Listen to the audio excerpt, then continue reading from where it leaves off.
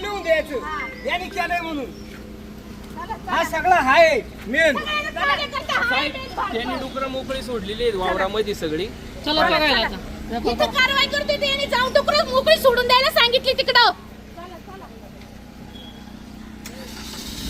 हा पाहुण्या सगळ्या गोष्टीला जबाबदार राहील. इथं पुढे जे काही होईल भल्यांच्या जर कोणाला काही झालं याची घाण करणार आहे मेन.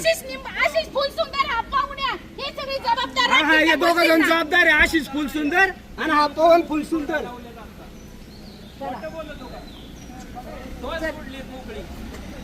याही सोडायला लावली.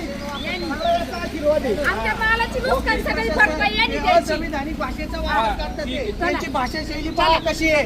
हा अतिशय गुंड प्रवृत्तीची भाषा शैली आहे.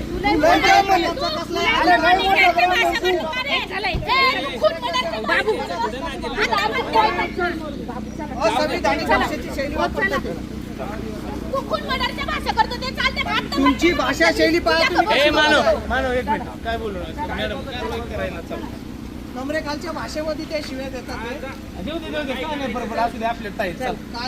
कायदा हातात घेऊन सगळे संपूर्ण बोली भाषा आणि चालली. तू चाकू सुरे घेऊन मागा लागतो. आमच्या कोयते घेऊन मागा लागतो. तेव्हा काय पोरांना दम देतो. सुरे घेऊन मागा लागतो. चाकू सुरे घेऊन दम लागतो.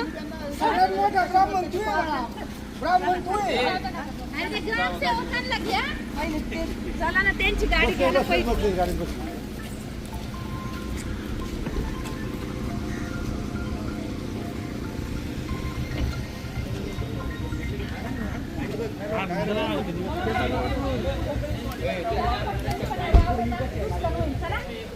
तुमची गाडी निघाल्याशिवाय कोणच हलणार नाही. काय तुमचं काय म्हणणं आहे? त्रास व्हावा म्हणून मोकळी सोडली का? सोडून दिली. आमच्या मालाची नुकसान म्हणून मुद्दाम सोडून दिले. त्यांनी असंच करतोय. आम्ही 3 वर्ष झाले ना असंच त्रास ते देत आले फुलसुंदर काय ते कोण आहेत? ते कोणच नाही जाऊ दे. दादागिरीला support त्यांचं करतो. सातबाऱ्याचं नाव नाही. नाव नाही काढायचं. तर आम्हाला दमदाटी करायला तो म्हणतो डुकरं भरून दिले तर तुमच्या बघा ना एका मटर टाकीन म्हणतो पवन फुलसुंदर. आणि आमचं त्या चाकू सुरे घेऊन आमच्या मागे चाकू लागले. घेऊन रात्रीची माणसं घेऊन येतो. हा ब्राह्मणाची भाषा करतो. आणि आता अख्ख्या आमच्या मालामध्ये डुकरं सोडून दिले आमची नुकसान करायला.